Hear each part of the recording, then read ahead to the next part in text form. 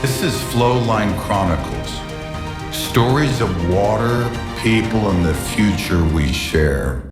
Most water planning models were designed decades ago, based on assumptions that no longer hold. Today's climate variability and overlapping extremes are breaking those assumptions. For generations, water planners use steady-state patterns, average rainfall, predictable seasons, and separated flood-drought cycles. Models define infrastructure and policy for almost a century. The climate system is now producing more intense rainfall, longer dry spells, compound events, floods and droughts in the same region. These trends are visible in global data.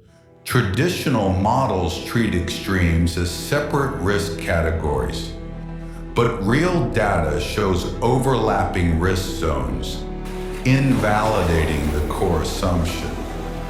Designers still assume historical stationarity, a concept that no longer applies.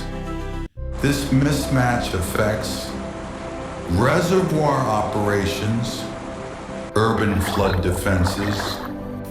Drought management systems now fail not because of lack of planning, but because the planning basis itself is outdated.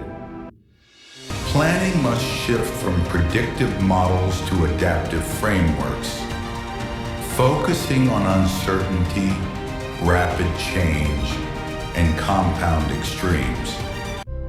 The models we trusted must evolve, or we continue solving yesterday's problems with yesterday's tools.